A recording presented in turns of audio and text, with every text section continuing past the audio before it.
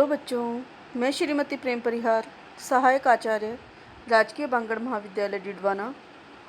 आज हम BCom part third के पेपर सेकंड के अगले टॉपिक के बारे में पढ़ेंगे। बच्चों, जैसा कि आप जानते हो, हम पढ़ रहे हैं प्रमुख मुद्रामान, जिसके तीसरे पार्ट में पहुँचे हैं हम, जिसमें हम पत्र मुद्रामान या प्रबंधित मुद्रामान के बारे में जानकारी दे रहे हैं। उसी को आगे बढ़ाते हुए आज हम पढ़ेंगे एकल नोट निर्गमन प्रणाली।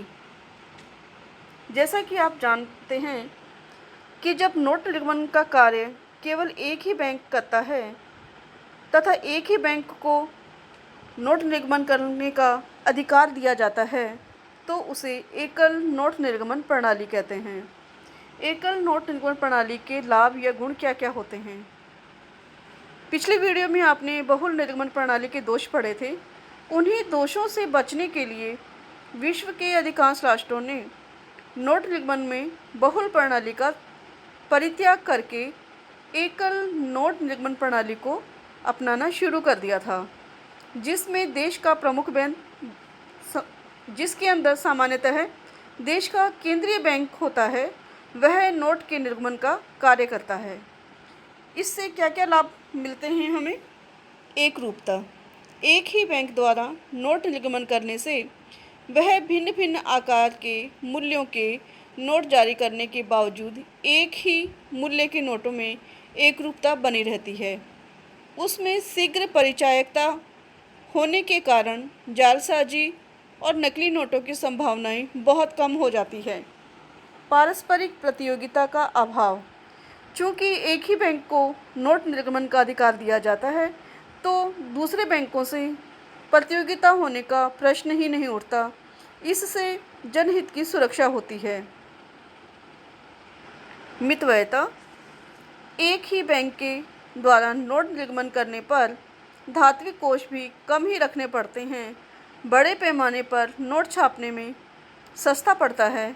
कुशल, सुयोग्य एवं विशेषज्ञों की सेवाओं का उपयोग कर मौद्रिक नीति को सफल बनाया जा सकता है तथा प्रतिस्पर्धा न होने से फालतू के खर्चों से भी बचा जा सकता है, जिससे देश को राष्ट्रीय संकट में सुरक्षा मिलती है, सुविधा रहती है। देश को राष्ट्रीय संकट में सहायता इसी बैंक के माध्यम से मिल सकती है। मुद्रा प्रसार का भय नहीं। मुद्रा की मांग और पूर्ति में संतुलन रखा जा सकता है। केंद्रीय बैंक विभिन्न प्रकार की गतिविधियों का संचालन कर मांग और पूर्ति में साम्य रखने का प्रयास करता है। बैंक दर एवं अन्य विधियों के माध्यम से मुद्रा की पूर्ति और मांग में संतुलन बनाए रखता है। चलन में अधिक नोटों के निर्गमन का किसी प्रकार का भय नहीं रहता है। सरकार का प्रभावी नियंत्रण। चूँकि यह एक ही बैंक द्वारा नोट निर्गमन किया जाता है, अतः इस मौद्रिक व्यवस्था में सरकार इस पर पूर्ण नियंत्रण रख सकती है और इसमें किसी प्रकार के कठिनाई का सामना नहीं करना पड़ता। जैसा कि हम बहुल नोट निर्गमन प्रणाली में देखते हैं कि विभिन्न बैंकों के मध्य समन्वय स्थापित करने में बहुत सी परेशानी का सामना करना पड़ता है, लेकिन एक ही बैंक को अधिकार देने से इस प्रकार की समस्याएं पैदा नहीं होती है। नोट निर्गमन का लाभ। एक ही स्थान पर बैंक रहने से सरकार इसे नियंत्रण में लेकर जनता के लिए प्रयोग में ला सकती है, जनहित के लिए कार्य कर सकती है। इस प्रकार एकल प्रणाली ही अधिक उपयुक्त और सार्थक प्रतीत होती है। एक बैंक में देश के केंद्रीय बैंक सबसे उपयुक्त संस्था होती है, जिसे नोट निर्गमन का कार्य सौंपा जाना चाहिए। विश्व के लगभग सभी राष्ट्रों में अब मौद्रिक नीति का संचालन वहाँ का केंद्रीय बैंक ही करता है। भारत का केंद्रीय bank reserve bank of India है, जो इस कार्य को बहुत ही अच्छे तरीके से कर रहा है। पत्र मुद्रा निर्गमन के सिद्धांत। पत्र मुद्रा निर्गमन के दो सिद्धांत प्रमुखतः होते हैं, जिसमें चलन सिद्धांत और बैंकिंग सिद्धांत। चलन सिद्धांत। इस सिद्धांत के अंतर्गत कागजी नोटों की निकासी इस मान्यता पर आधारित है कि मुद्रा के मूल्य में स्थायित्व के लिए उसकी मात्रा पर नियंत्रण तभी रह सकता है जब पत्र मुद्रा निर्गमन के पीछे 100% धातु कोष रखे जाएं, अर्थात मुद्रा का निर्गमन धातु कोषों के आधार पर निर्भर रहता है। अगर देश में धातु का आयात होता है तो धातु कोष के अनुपात में मुद्रा बढ़ाई जा सकती है और अगर निर्यात होता है तो मुद्रा की मात्रा कम की जा सकती है। यह जनता के विश्वास को बनाए रखने की दृष्टि से उपयुक्त है। संक्षेप में यह सिद्धांत यह बताता है कि प्रतिनिधि पत्र मुद्रा जिससे मुद्रा की धातुओं में परिवर्तनशीलता हो, अति निर्गमन न हो सके, मूल्य स्थायित्व का दायित्व निभाया जा सके। इस सिद्धांत में क्या क्या गुण पाए जाते हैं?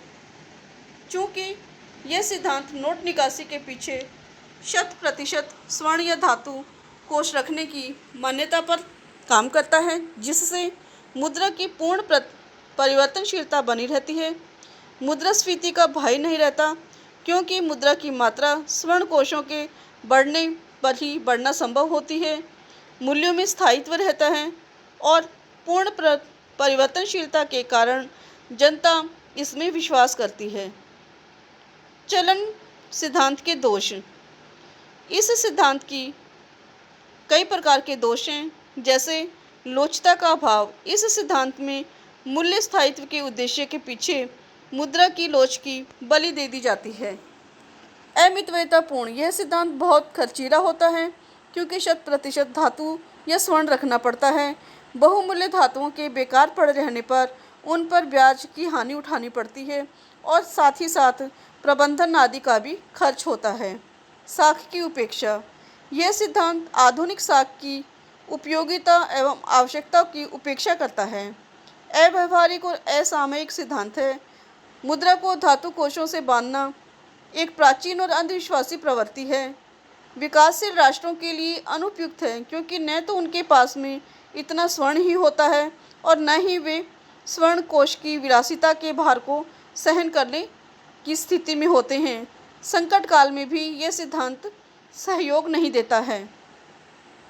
दूसरा सिद्धांत जो है वह है बैंकिंग सिद्धांत। यह सिद्धांत इस बात पर आधारित है, मुद्रा निर्गमन व्यवस्था यथेष्ट लोचदार एवं मितव्ययतापूर्ण होने के साथ साथ सामयिक होनी चाहिए, ताकि अर्थव्यवस्था की मुद्रा संबंधी मांग सरलता से पूरी की जा सके। व्यवहारिक जीवन में मुद्रा में जनता का विश्वास धातु कोषों की परिवर्तनशीलता की क्षमता पर निर्भर नहीं करता, बल्कि सरकार की आर्थिक नीतियों की सुदृढ़ता और राजनीतिक स्थिरता पर निर्भर करता है। अतः बैंकिंग सिद्धांत के अनुसार नोट निर्गमन के पीछे 100% धात्विक कोष रखने की आवश्यकता नहीं है, बल्कि एक निश्चित अनुपात में ही कोष रखे जाते हैं। इस सिद्धांत के गुण। पत्र मुद्रा निर्गमन के पीछे थोड़ी मात्रा में ही कोष रहने से अनेक प्रकार के लाभ मिलते हैं, जिसमें मितव्ययता बनी रहती है, क्योंकि कुछ प्रतिशत धात्विक कोषों से ही काम हो जाता है और बचे हुए कोषों को लाभदायी कार्यों में प्रयोग में लिया जा सकता है। पूर्णतः लोचदार बनी रहती है। नोट निर्गमन की मात्रा से आसानी से मुद्रा की मात्रा बढ़ाई और घटाई जा सकती है, अतः मुद्रा प्रणाली में लोच बनी रहती है। साक्ष्य क्षमता का भी लाभ उठाया जा सकता है। यह प्रणाली संकट काल की स्थिति में भी उपयुक्त रहती है। विकासशील तथा धनी सभी राष्ट्रों के लिए यह समान रूप से उपयोगी एवं लाभकारी है। बैंकिंग सिद्धांत के दोष। चूँकि मुद्रा निर्गमन के पीछे 100% कोष नहीं रखे जाते हैं, ऐसी स्थिति में मुद्रा में स्वर्ण में परिवर्तनशीलता न होने के कारण जनता कम विश्वास करती है। अत्यधिक मुद्रा निर्गमन से मुद्रास्फीति का भी भय बना रहता है। अब प्रश्न यह उठता है कि दोनों सिद्धांतों में से कौन सा सिद्धांत श्रेष्ठ है, चलन का सिद्धांत या बैंकिंग का सिद्धांत? दोनों ही सिद्धांतों के अपने अपने गुण दोष हैं, जिनसे ये स्पष्ट होता है कि जनता के विश्वास के दृष्टिकोण से तथा मूल्य स्थिरता की दृष्टि से चलन सिद्धांत उपयुक्त रहता है।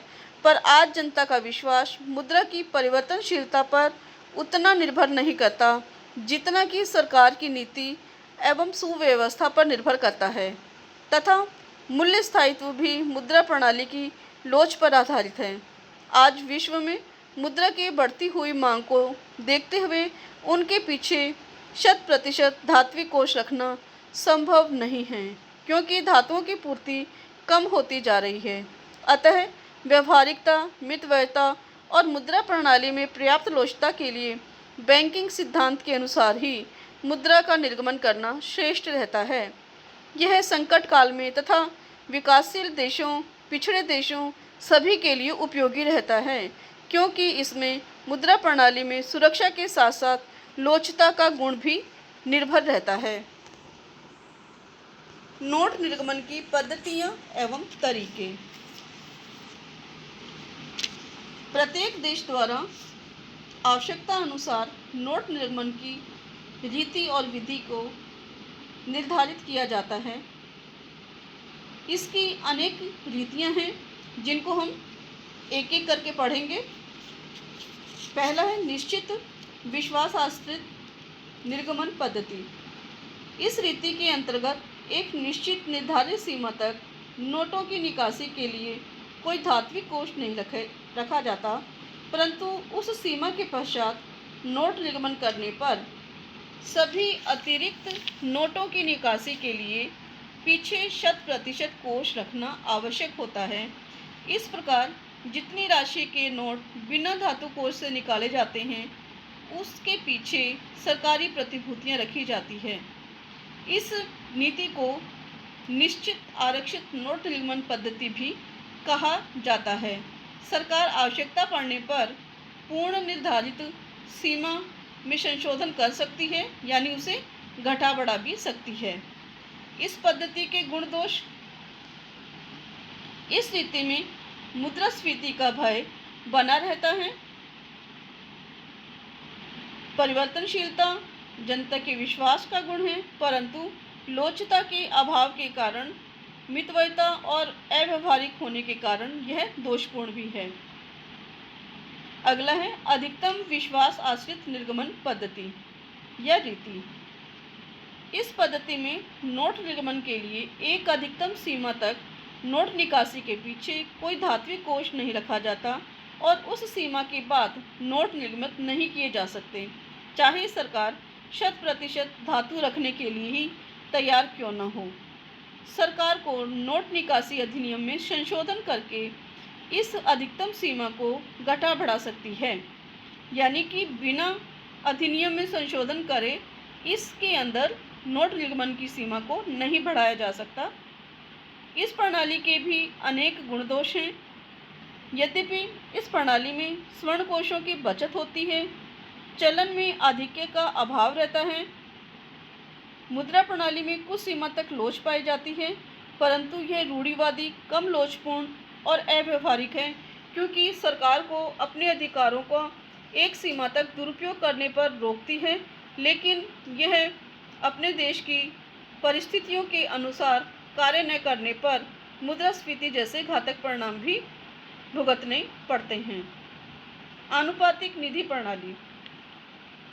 यह पद्धति बैंकिंग सिद्धांत पर आधारित है और इसके अंतर्गत नोट निर्गमन के पीछे 100% रिजर्व नहीं रखकर केवल उसके एक निश्चित प्रतिशत के रूप में धात्विक कोष रखे जाते हैं और शेष भाग के पीछे सरकारी प्रतिभूतियां या प्रथम श्रेणी के व्यापारिक पत्र या सिक्योरिटीज रखी जाती है।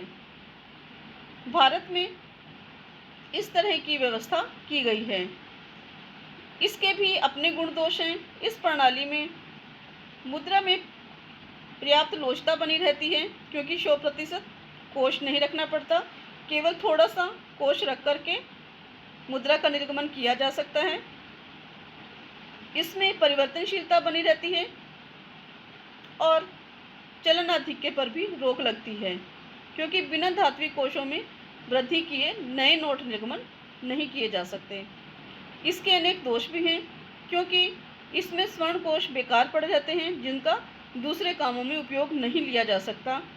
परिवर्तनशीलता एक काल्पनिक है, क्योंकि नोटों के निर्गमन के पीछे केवल एक निश्चित प्रतिशत ही राशि रखी जाती है, कोष रखे जाते हैं, बाकी मुद्रा की परिवर्तनशीलता पर ध्यान नहीं दिया जाता। मुद्रा को कम करना एक कठिन कार्य है, क्योंकि मुद्रा संकुचन में एक साथ बहुत सारी मुद्रा कम करना संभव नहीं होता। संकट काल में यह पद्धति बाधा उत्पन्न करती है। यह विकासशील और गरीब देशों के लिए अनुपयुक्त पाई जाती है। आंशिक स्वर्ण कोष सहित अनुपातिक निधि पद्धति। यह पद्धति आधुनिक कोष प्रणाली या अनुपातिक कोष प्रणाली का संशोधित रूप है।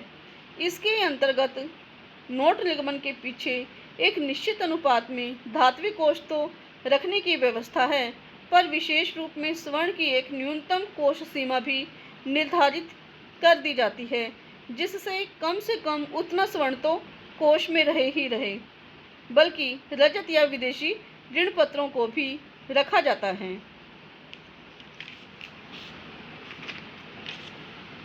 इस पद्धति के गुण दोष: इसमें लोचता, मितव्ययता, परिवर्तनशीलता एवं जन विश्वास के गुण हैं, जबकि यह मुद्रा पद्धति संकट काल में अनुपयुक्त एवं लोचहीन रहती है, क्योंकि इसमें भी अत्यधिक धातु कोष बेकार पड़े रहते हैं, जो गरीब और विकासशील राष्ट्रों के लिए अनुपयुक्त हैं। एक सीमा तक स्वर्ण भी सुरक्षा हेतु कोषों के अंदर रखा जाता है, जिससे अनावश्यक व्यय की वृद्धि होती है और उसका लाभप्रद कार्यों में उपयोग भी नहीं किया जा सकता। न्यूनतम कोष प्रणाली: इस पद्धति के अंतर्गत नोट निगमन के लिए धात्विक एवं विदेशी मुद्रा कोष की एक निश्चित न्यूनतम सीमा निर्धारित कर दी जाती है और देश के मौद्रिक अधिकारी इस न्यूनतम कोष के आधार पर आवश्यकता अनुसार कितनी भी राशि के नोट निकालने का अधिकार प्राप्त कर लेता है। किसी भी हालात में कोष न्यूनतम सीमा से कम नहीं हो सकता। हाँ, विशेष विधान द्वारा संशोधन करके इसकी न्यूनतम सीमा को कम किया जा सकता है। देश में 1957 से यह पद्धति प्रचलन में है। इसके भी अनेक गुणदोष हैं। इसमें लोचता बनी रहती है, क्योंकि न्यूनतम सीमा के बाद किसी भी सीमा तक नोट निकाले जा सकते हैं। यह पद्धति मितव्ययी है, क्योंकि अधिक धात्विक कोष व्यर्थ में नहीं पड़े रहते। विकासशील राष्ट्रों के लिए उपयुक्त है। न्यूनतम कोष प्रणाली के दोष: मुद्रास्फीति का भय बना रहता है, क्योंकि न्यूनतम सीमा के बाद कितने भी नोट जारी करना आसान काम हो जाता है। परिवर्तनशीलता का अभाव बना रहता है और मुद्रा में धीरे धीरे जनता का विश्वास कम होने लगता है। साधारण निधि प्रणाली: यह पद्धति पूर्ण चलन सिद्धांत पर आधारित नोट निर्गमन पद्धति है। इसमें नोट निर्गमन अधिकारी को नोटों के पीछे 100% धात्विक कोष रखना पड़ता है। कागजी मुद्रा अपरिमित मात्रा में स्वर्ण तथा चांदी में परिवर्तनशील होती है। इस प्रकार से यह प्रतिनिधि पत्र मुद्रा है, जो स्वर्ण या रजत का प्रतिनिधित्व करती है। इसके प्रचलन से चलन में धातु के घिसावट से बचत हो जाती है और मुद्रा हस्तांतरण सुविधाजनक हो जाता है। इस पद्धति के भी अनेक गुण दोष हैं, जिसमें गुणों के रूप में जनता का विश्वास बना रहता है, मुद्रा प्रसार का भय नहीं रहता। यह एक पूर्ण परिवर्तनशीलता पर आधारित पद्धति है। इसमें अनेक दोष भी है, क्योंकि ये खर्चीली पद्धति है। धात्विक कोष बेकार पड़े रहते हैं। लोचता का प्राय अभाव पाया जाता है, क्योंकि बिना धात्विक कोषों में वृद्धि के अधिक मुद्रा निर्गमन करना संभव नहीं होता। गरीब और विकासशील राष्ट्रों के लिए अनुपयुक्त है। वर्तमान युग में यह अव्यावहारिक पद्धति है। संकट के समय में यह पद्धति साथ नहीं देती है। अंतिम है हमारा कोषागार विपत्र निधि पद्धति। यह पूर्णतः आधुनिक विचारधारा पर आधारित पद्धति है, जिसकी मान्यता यह है कि जनता का मुद्रा में विश्वास उनकी परिवर्तनशीलता में निहित नहीं होकर सरकार की सुदृढ़ता, आर्थिक नीतियों एवं राजनीतिक सुव्यवस्था पर निर्भर करता है। अतः इस पद्धति में नोट निर्गमन के लिए सरकारी बॉन्ड और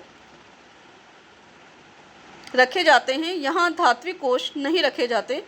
कोषागार विपत्र एक प्रकार के अल्पकालीन सरकारी प्रतिज्ञा पत्र होते हैं जो केंद्रीय बैंक को दिए जाते हैं। पत्र मुद्रा निर्गमन की वृद्धि के साथ साथ कोष में इन बॉन्ड और विपत्रों की संख्या बढ़ जाती है। व्यवहारिक रूप में यह पद्धति 1902 में भारत में तथा 1913 में अमेरिका में अपनाई गई थी। इस प्रणाली में